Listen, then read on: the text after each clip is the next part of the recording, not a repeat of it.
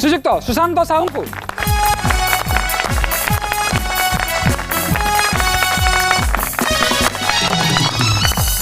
ସୁଶାନ୍ତ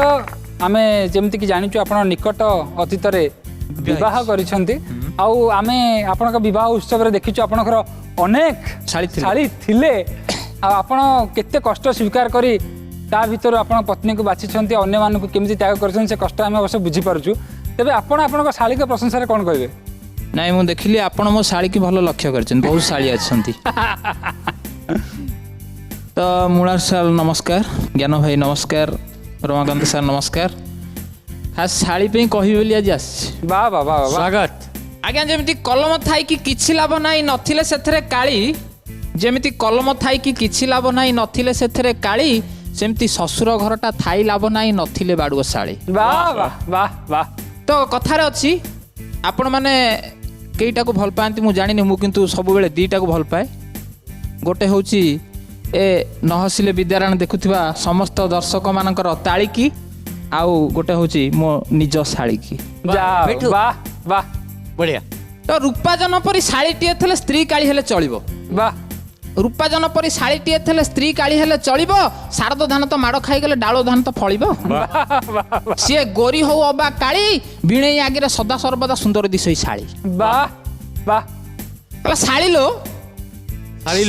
ଶାଳୀଲୋ ବଢିଆ ବାଃ ଶାଳୀଲୋ ତୁମ ବାଡ଼ି ବର ଗଛ କୋଳିଲୋ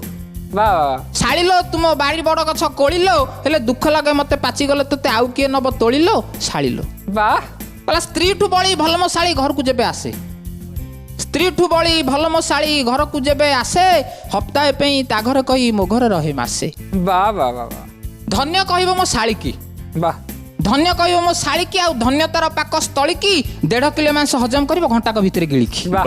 ବାଃ ଆଉ ସେଇଥିପାଇଁ କି ରଜ ପର୍ବରେ ଆଗରୁ କିଣିକି ଶାଶୁ ମୋର ଘରେ ଖାଇବ ବୋଲିକି ଶାଳୀ ପାଇଁ ଗୋଟେ ପୋଷିଥାଏ ମାଇ ଛେଳିକି ଧନ୍ୟ କହିବ ମୋ ଶାଳୀ ସିଏ ସକାଳୁ ଉଠିଲେ କଂସାରେ କଂସାଏ ପିଇବ ହର୍ଲିକ୍ସ ଗୋଳିକି ବାଃ ସିଏ ସକାଳୁ ଉଠିଲେ କଂସାରେ କଂସାଏ ପିଇବ ହର୍ଲିକ୍ସ ଗୋଳିକି ରୋଷେଇବାସରେ ପୁରା ଅନଫିଟ୍ ଫିଟ୍ ସିଏ ଖାଲି କଳିକି ବାଃ ବାଃ ବାଃ ଧନ୍ୟ କହିବ ମୋ ଶାଳୀକି ଏମିତି ଶାଳୀକି କେମିତି ମୋ ଶାଶୁ ରଖିଛି ତା ଘରେ ପାଳିକି ଯାହା ଘରକୁ ସେ ବୋହୂ ହେଇଯିବ ବିକିବାକି ସବୁ ଚଳୁ କରିଦବ ଏମିତିକି ତାର ମୁଣ୍ଡ ଗୁଞ୍ଜିବାକୁ ରଖିବନି ଖଣ୍ଡେ ଚାଳିକି ଧନ୍ୟ କହିବ ମୋ ଶାଳୀ ବାଃ ବାଃ ବାଃ ବାଃ ଅବଶ୍ୟ ଭାରି ଭଲ ପାଏ ଖାଇବାକୁ ଆମ ବାଡ଼ି ବର ଗଛ କୋଳିକି ଅବଶ୍ୟ ଭାରି ଭଲ ପାଏ ଖାଇବାକୁ ଆମ ବାଡ଼ି ବର ଗଛ କୋଳିକି ସେଇଥିପାଇଁ ମୁଁ ସାଙ୍ଗେ ନେଇଥାଏ ତା ପାଇଁ 2 କିଲୋ ତୋଳିକି ବାଃ ବାଃ ବାଃ ବାଃ ସେ ଖାଇବାକୁ ଦେଲେ ବଗ ଭଳି ମୋର ଜଗିଥିବ ଭାତ ଥାଳିକି ସରୁଣ ସରୁଣ ହାତରେ ଭାତରେ ଡାଲି ଦଉଥିବ ଢାଳିକି ସିଏ ଏଡ଼ିକି କୃପଣି ମାଗିଲେ ଦବନି ଦେହର ଟିକିଏ ମଳିକି ବାଃ ବାଃ ସିଏ ଏଡ଼ିକି କୃପଣି ମାଗିଲେ ଦବନି ଦେହର ଟିକିଏ ମଳିକି ହେଲେ ପକେଟରୁ ମୋର ଟଙ୍କା କାଢି ନିଏ ଖାତିର ନ କରି ଗାଳିକି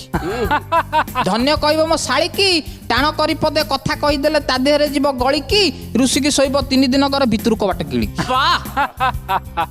ଆଉ ବସରେ ଯଦି ନେଇଥାଏ କେବେ ସାଙ୍ଗରେ ଧରି ମୋ ଶାଳୀକି ବସରେ ଯଦି ନେଇଥାଏ କେବେ ସାଙ୍ଗରେ ଧରି ମୋ ଶାଳୀକି ଘୁଙ୍ଗୁଡି ମାରିବ ଜାଣିକି ଶୋଇବ ଟୋକାଙ୍କ ଉପରେ ଢଳିକି ଧନ୍ୟ କହିବ ମୋ ଶାଳୀକି ଯିଏ ମାଡ଼କୁ ଡରିକି ଦିନେ ହେଲେ କେବେ ଯାଇ ନେଇ ଚାଟ ଶାଳୀକି ବାଃ ବାଃ ସିଏ ସୁନ୍ଦରୀ ହବାକୁ ଇଞ୍ଚେ ପାଉଡର ପୁରା ପାଉଡର ବଢିଆ ବଢିଆ ବଢିଆ ସିଏ ସୁନ୍ଦରୀ ହବାକୁ ଇଞ୍ଚେ ପାଉଡର କଳା ମୁହେଁ ତାର ବୋଳିକି ଦେଖିବାକୁ ସିଏ କଳା ମଚ ମଚ 7 ଫୁଟ ଉଚ୍ଚ ସତେ ଯେମିତି ମା କାଳିକି ଆରେ ବାଃ ବାଃ ବାଃ ତେଣୁ ଭାବୁଛି ଏ ବର୍ଷ ଶାଳୀକି ଆଣିକି ମେଢରେ ଠିଆ କରେଇବି ଆମ ଗାଁ ପୂଜା ଦୀପା ବଳିକି ଖାଇଲେ ଖାଇବ ପୁଞ୍ଜାଏ ଦିପୁଞ୍ଜା ମୋଡ଼ିକି କୁକୁଡ଼ା ଛେଳିକି କିଛି ନହେଲେ ତ ମୂର୍ତ୍ତି ପାଇଁ ଯୋଉ ଖର୍ଚ୍ଚ ହେଇଥାନ୍ତା ରହିଯିବ କିଛି ବଳିକି ହେଲେ ସନ୍ଦେହ ଲାଗୁଛି ଶାଳୀ 3 ଦିନ ଧରି ଠିଆ ନ ହୋଇପାରି କାଳେ ପଡ଼ିଯିବ ଟଳିକି ହେଲେ ସନ୍ଦେହ ଲାଗୁଛି ଶାଳୀ 3 ଦିନ ଧରି ଠିଆ ନ ହୋଇପାରି କାଳେ ପଡ଼ିଯିବ ଟଳିକି ତେଣୁ ପଛପଟୁ ଗୋଟେ କିଳା ଢିରା ଦେଇ ପୋତି 3 ଫୁଟ ଖୋଳିକି ବାଃ ବାଃ ବାଃ ବାଃ ଏକଥା ଶୁଣିକି ଶାଳୀ ମୋ ଚିକି ରାଗରେ ଉଠିଲା ଜଳିକି କହିଲା ଭିଣେଇ କିଛି କହୁନାହିଁ ଆଉ ରାଗିବି ଯଦି ମୁଁ ଟେକି କଷିଦେବି ସୁଗ୍ରୀବ ଯେମିତି ବାଳିକି ଧନ୍ୟବାଦ ନ ହସିଲେ ତମ ବିଦ୍ୟାରାୟଣ